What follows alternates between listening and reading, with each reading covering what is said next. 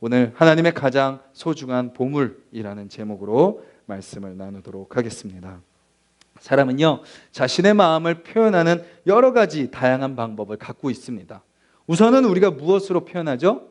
말로 표현합니다. 나 지금 기분이 좋아. 좋은 마음을 좋다라고 표현하고, 나는 좀 별로야. 나 지금 건드리지 마. 나 싫어.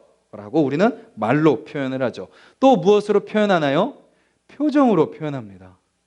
딱 반가워서 갔는데 표정이 무표정이에요. 싸해요. 그럼 뭐예요? 뭘 말하는 거죠? 나 지금 건드리지 마 라고 이제 이야기하는 거죠. 표정으로 우리는 이야기합니다. 어제 결혼식을 다녀왔어요. 우리 조경욱 형제와 이제 신미영 자매, 이제 지금 한참 신혼여행일 거고 아마 이제 곧 올 텐데, 결혼을 하는 내내 그 신랑 신부의 표정이 무엇을 말했을까요?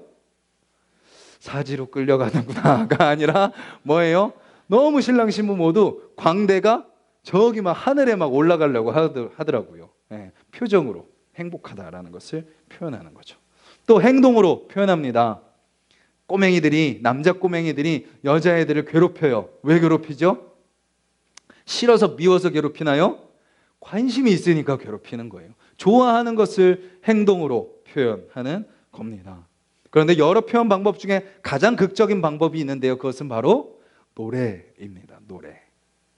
로미오가 줄리엣에게 창문을 열어달라고 고백할 때, 창문 좀 열어주세요, 줄리엣님, 이렇게 이야기하면 전혀 마음이 열리지 않죠. 어떻게 하나요?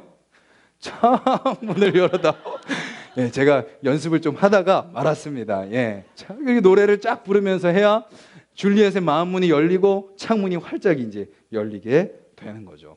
사람은 이처럼 노래를 통해서 자신의 감정과 마음을 표현하는 겁니다. 마음에 사랑이 가득한 사람은 흥얼거리는 노래가 다 어떤 노래예요? 사랑의 노래.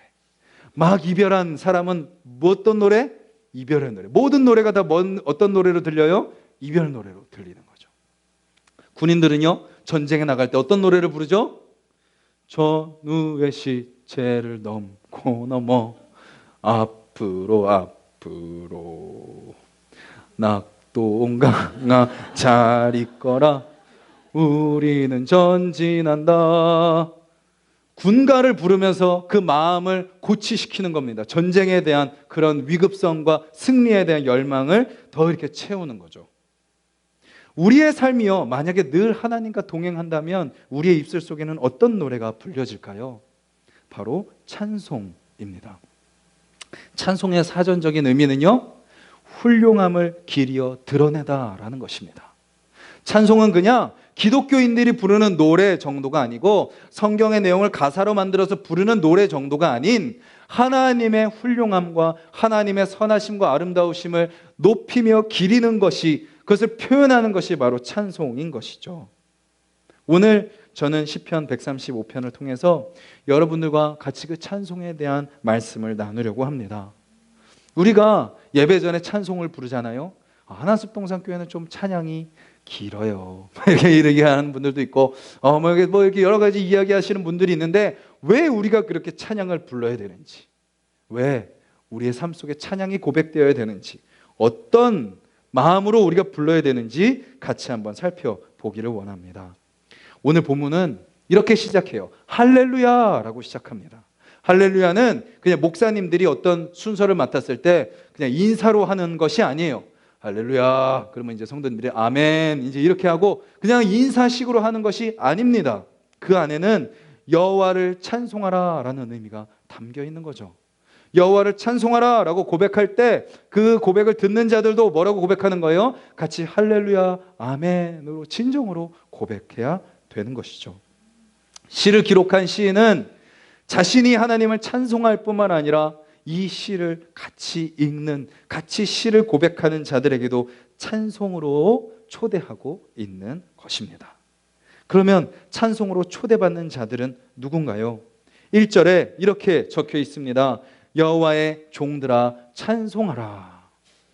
지금 이 시를 읽을 때, 이 시가 읽혀질 때의 여호와의 종들은 예배를 인도하는 자들입니다. 제사장들, 레위인들, 앞에서 제사를 집전하고 찬양을 부르고 악기를 연주하고 그리고 제사를 돕고 재물을 관리하며 제단의 기구들을 돕는 자들이, 담당하는 자들이 바로 여호와의 종들인 거죠. 그들을 향해서 먼저 예배로, 찬양으로 초청하고 있는 것입니다. 지금으로 보면요, 예배위원이라고 할 수 있겠습니다. 앞에서 예배를 인도하는 또 예배를 인도하시는, 예배를 또 이렇게 준비하시는 또 부장님, 또 안내위원, 헌금위원, 찬양팀, 또 성례팀, 또 예배가 진행되는 그 순서 가운데 또 이렇게 하는 환영팀, 그 한 분 한 분이 바로 어떻게 보면 여호와를 찬양해야 되는 여호와의 종들일 수 있는 거죠. 그들이 바로 예배로, 찬양으로 불러지고 있는 것입니다. 초대받고 있는 겁니다. 그런데요, 조금만 큰 교회를 가보면요, 누가 제일 예배를 못 드릴까요? 지금 말씀드린 예배를 섬기는 분들이 예배를 제일 잘 못 드려요. 부교육자들, 예배를 인도하고 말씀을 전하는 부목사님들이 제일 뒤에서 분주합니다. 뭔 일 생기지 않았나 막 왔다 갔다 하고 막 정신이 없습니다. 또 예배를 섬기는 분들도 찬양이 시작됐는데 그 찬양보다도 여러 가지 예배를 위한 섬김에 이렇게 마음을 빼앗기게 됩니다. 물론 그 일들을 해야 돼요. 그런데 예배를 섬기는 자들의 중심은 어디에 먼저 확 박혀 있어야 되나요? 주님을 찬양하는 곳에 박혀 있어야 됩니다. 찬양팀도 마찬가지인 거죠. 비록 내가 잘 노래를 못한다 할지라도, 비록 지금 내 소리가 이상하다 할지라도 그것은 이제 중요하지 않습니다. 하나님을 찬양하는 데 모든 초점을 맞추는 겁니다.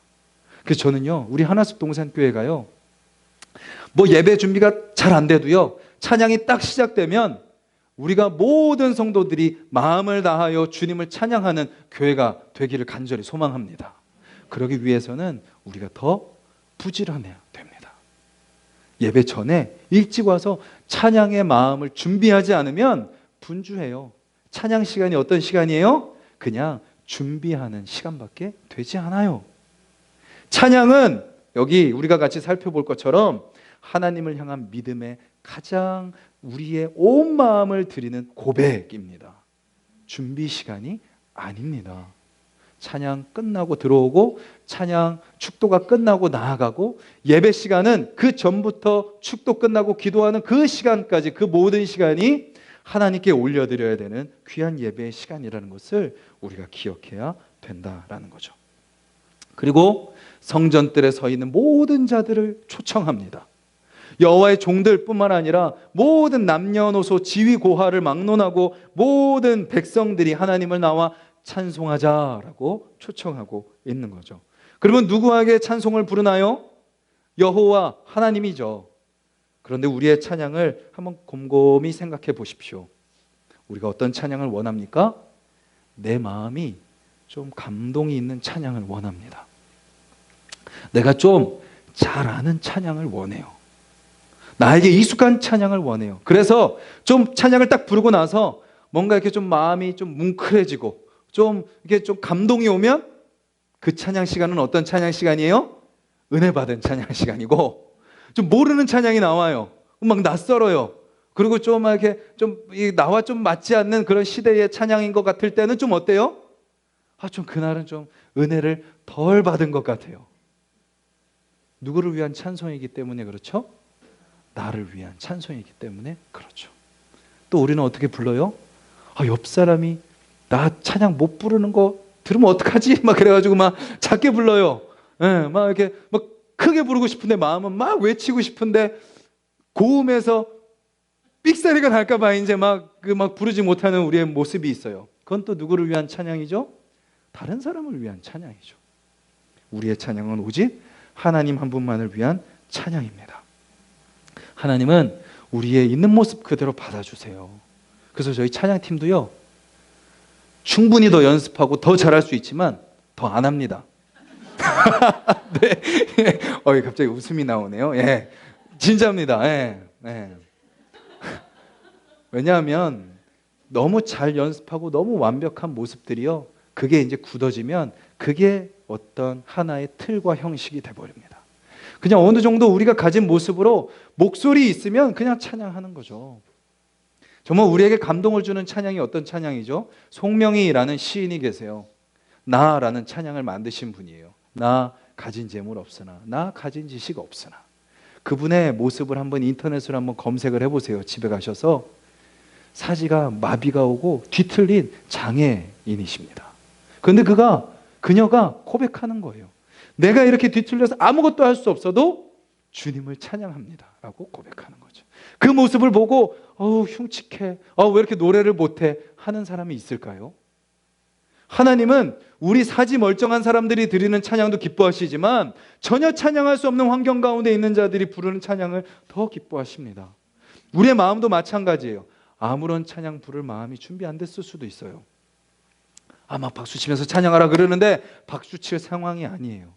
그럼에도 불구하고 주님은 뭘 기뻐하세요? 그 모습 그대로 주변 상황 신경 쓰지 않고 내가 하나님 앞에 고백하고 싶은 그대로 고백하는 겁니다.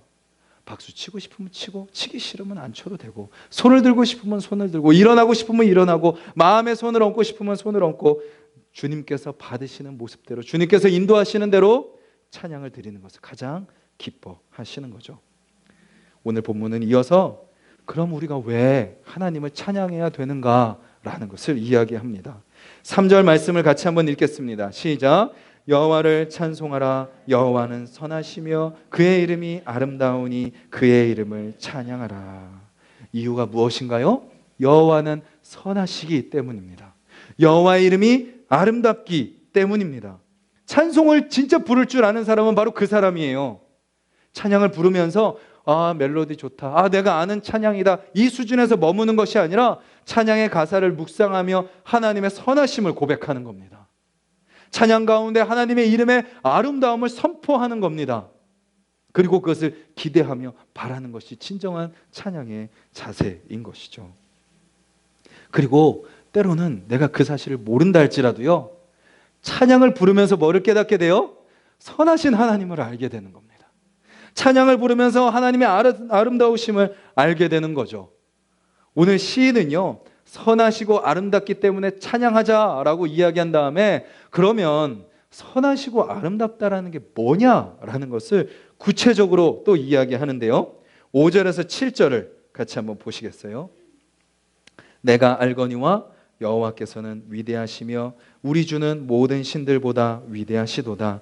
여호와께서 그가 기뻐하시는 모든 것을 천지와 바다와 모든 깊은 데서 다 행하셨도다. 안개를 땅 끝에서 일으키시며 비를 위하여 번개를 만드시며 바람을 그 곳간에서 내시는도다. 좀 하나님의 어떤 이미지가 그려지세요? 자연 만물을 다스리시는 하나님이십니다.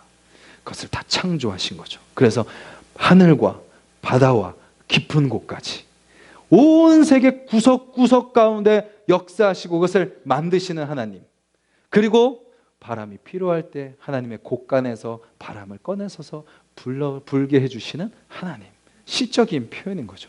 비가 필요하면 비를 내려주시는 하나님, 햇빛이 필요하면 태양을 내리쬐 주시는 하나님, 그 하나님이 시기 때문에, 그 하나님이 창조의 하나님이시기 때문에 선하시고 아름답습니다 라고 고백하는 것입니다. 그리고 또 8절과 9절 한번 같이 보시겠어요? 그가 애굽의 처음 난 자를 사람부터 짐승까지 치셨도다. 애굽이여, 여호와께서 내게 행한 표적들과 징조들을 바로와 그의 모든 신하들에게 보내셨도다. 모든 만물을 창조하시고 우리를 창조하시고 이 땅에서 누리게 하셨을 뿐만 아니라 뭐 하신 거죠? 구원하셨기 때문에 선하시고 아름답다라는 것입니다. 출애굽은요, 우리의 구원을 보여주는 하나의 스토리입니다. 출애굽은 옛날의 역사적인 이야기가 아니라 우리를 그렇게 인도하실 것이다 라는 것을 보여주는 그러한 예표인 것이죠. 노예 생활, 400년 동안 노예 생활하던 이스라엘 백성들을 구원하시고 출애굽하신 그 하나님께서 우리도 그렇게 인도하셨고 앞으로 그렇게 구원을 이루게 하실 것이기 때문에 선하시고 아름답습니다 라고 고백하는 거죠. 어떻게 구원하셨나요? 원수를 치셨습니다. 애굽의 그 모든 그 심판들, 10가지 재앙의 내용들, 그것은 다 뭘 의미하죠? 애굽의 신들을 의미합니다. 나일강을 피로 바꾸시죠. 나일강 자체가 신이에요, 그들에게는. 그 다음 개구리, 파리, 그다음 가축, 그다음 우박, 메뚜기, 흑암. 그들은 온갖 모든 것들을 다 섬겼습니다. 가축과 곤충과 자연, 그것들을 다 섬겼는데 하나님은 그것들로 애굽 백성들을 치시면서 모든 신들 위에 계신 하나님이라는 것을 나타내시는 거죠. 그리고 내가 너희를 구원했다라는 것을 보여주시는 것입니다. 그리고 10절과 12절, 그가 많은 나라를 치시고 강한 왕들을 죽이셨나니 곧 아모리인의 왕 시혼과 바산 왕 옥과 가나안의 모든 국왕이로다. 그들의 땅을 기업으로 주시되 자기 백성 이스라엘에게 기업으로 주셨도다. 우리가 이 내용은 우리가 진작에 살펴봤죠. 여호수아를 통해서 살펴봤습니다. 하나님께서 약속하신 그 땅을 향해 하나님의 백성들을 어떤 시험과 유혹과 어려움이 있을지라도 통과하게 하시는 하나님, 결국 약속의 땅으로 인도하시는 그 하나님을 이 시편 기자는 고백하는 거죠. 즉 하나님의 선하심과 아름다우시다라고 우리가 고백하는 이유는 창조하셨기 때문이고 우리를 구원하셨기 때문이고 우리에게 약속하셨고 그 약속을 이루시기 때문이다라는 것입니다. 그리고 14절 같이 한번 읽겠습니다. 시작. 여호와께서 자기 백성을 판단하시며 그의 종들로 말미암아 위로를 받으시리로다. 아멘. 세상은 우리를 정죄해요. 우리를 비교합니다. 우리를 비판합니다. 근데 누가 진짜 우리를 판단하신다고요? 하나님이 우리를 진짜로 판단하신다고요. 여기서 판단의 의미는 정죄나 비판의 뜻이 아니라 변호의 의미입니다. 세상이 너를 시험하고 욕하고 비난할지라도 내가 너를 변호하고 지키신다라고 이야기하시는 거고, 그의 종들로 말미암아 위로를 받으시리로다. 이거는 원래의 의미는 우리를 위로해 주신다라는 말씀인 것입니다. 그렇기 때문에 하나님이 선하고 아름답다. 그 하나님을 찬양하라 라고 우리에게 요청하는 것입니다. 그런데요, 15절을 한번 보시면요, 하나님은 그런 분인데 이렇게 이야기합니다. 열국의 우상은 이라고 이야기합니다. 열국의 우상, 이 세상이 섬기는 우상입니다. 어떤 우상이죠? 돈. 아주 지금 시대도요, 돈의 우상이 아주 강력합니다. 돈. 그리고 뭐죠? 땅. 돈이 있으면 뭘 사요? 땅을 삽니다. 건물을 지어요. 그리고 또 뭐예요? 여성분들은 뭐 명품, 네, 또 남자분들은 어떤 뭐 차, 어떤 뭐 전자기기, 외모, 이런 것들이 우리의 우상이죠. 때로는 우리 가족이 우상입니다. 배우자에게 집착합니다. 자녀에게 집착하죠. 부모님에게 매여서 살아갑니다. 또 뭐예요? 외모, 성공, 사람들의 인정, 수두룩한 우상들이 이 땅 가운데 가득합니다. 그런데 그 우상들을 향해서 오늘 시인은 이렇게 고백해요. 열국의 우상은 무엇이요? 은금이요. 가지고 싶으세요?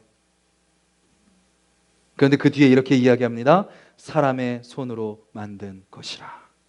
겉으로는 그럴듯해 보이죠. 화려해 보입니다. 좋을 것 같습니다. 근데 뭘 못해요? 입은 있어요. 우상의 형상에 입은 있는데 말을 못하고, 귀는 있는데 듣지 못하고, 눈은 있는데 보지 못해요.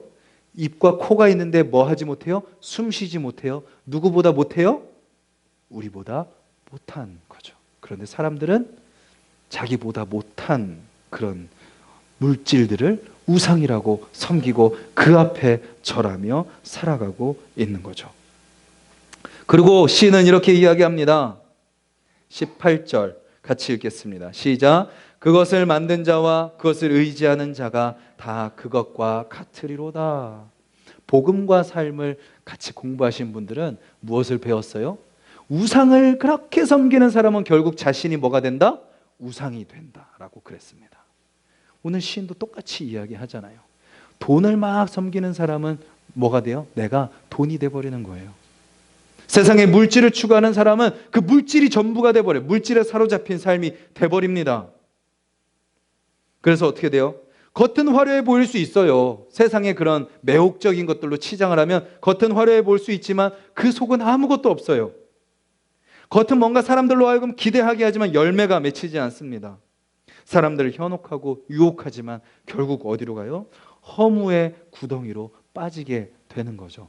그리고 그 우상을 쫓아가는 사람들은 결국 그 우상을 따라 같은 그 허무의 구덩이로 빠질 수밖에 없다라는 것을 오늘 본문은 우리에게 이렇게 이야기하고 있는 겁니다. 우리가 예배 드릴 때마다 무엇을 볼 수 있어야 되냐면 내 안에 있는 우상을 볼 수 있어야 됩니다. 은혜 받고 찬양하고 또 뭔가 좋은 말씀 듣고 성도들 간에 교제하고 위로받고, 그래서 우리가 안에 은혜가 쌓이는 건 좋은데요, 그 밑에 깊숙한 곳에 뭐를 드러내야 돼요? 우상을 드러내야 됩니다. 내가 추구하고 있는 우상은 무엇인가? 하나님보다 더 사랑하는 것은 무엇인가? 내가 지난 한 주 뭐 때문에 힘들었나? 내가 뭐 때문에 하나님을 잊고 살았나? 내 머릿속에 무엇이 더 하나님보다 더 자주 생각나고 더 내 마음에 품었었나? 이런 것들을 우리는 제거해야 된다라는 거죠. 그것을 주님 앞에 고백해야 됩니다. 그것을 붙들고 살았던 삶을 회개해야 됩니다. 그렇지 않으면요, 아무리 예배를 1년, 5년, 10년, 20년 드려도요, 뭐가 아직도 내 삶에 가득해요? 우상이 가득한 삶을 살아갈 수밖에 없다라는 것입니다. 저희가 매주 예배를 드릴 때마다 우리 안에 있는 우상들이 제거되는 역사가 있기를 간절히 소망합니다. 우리 삶에 무엇이 우상인지 이제 우리가 일주일의 삶에 딱 시작하는 그 순간, 아, 이것이 내 삶의 우상이었구나 라는 것이 더 확실하게 드러나게 되는 역사가 있기를 간절히 소망합니다. 그리고 그것을 기꺼이 주님보다 더 사랑하는 이것을 내려놓겠습니다. 주님께 맡깁니다. 고백하는 저와 여러분들이 되기를 원합니다. 그러면 우리가 그렇게 하나님을 찬양하면요, 우상을 섬기는 자들은 우상을 닮아간다 그랬어요.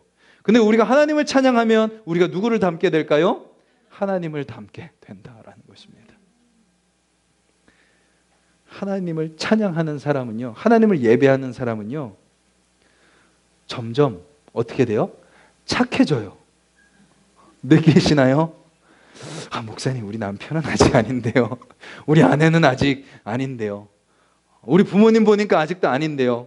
그럴 수 있지만 하나님은 그런 하나님을 찬양하는 자들의 마음속에 하나님의 선하신 열매들을, 씨앗을 조금씩 뿌리시고 열매를 맺어 가시는 것을 보게 됩니다.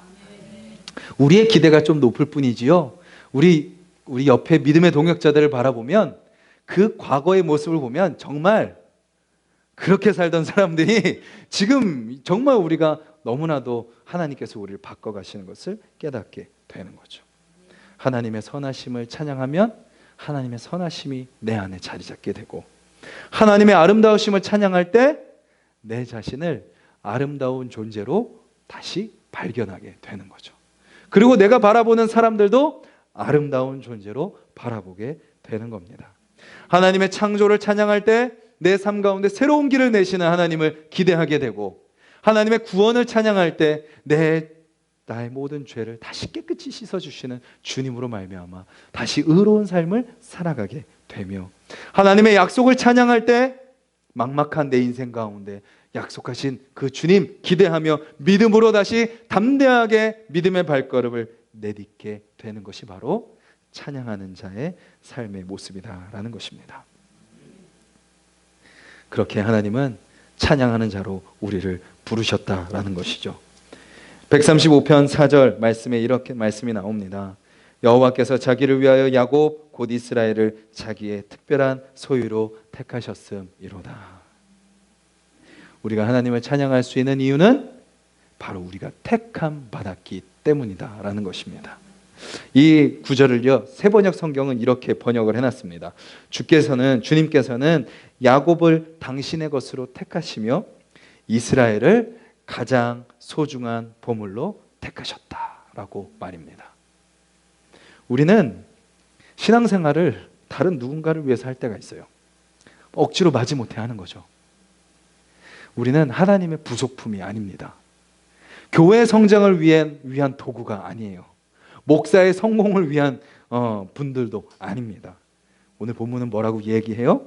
예배드리는 저와 여러분들 한 사람 한 사람이 하나님의 가장 소중한 보물이라는 것입니다.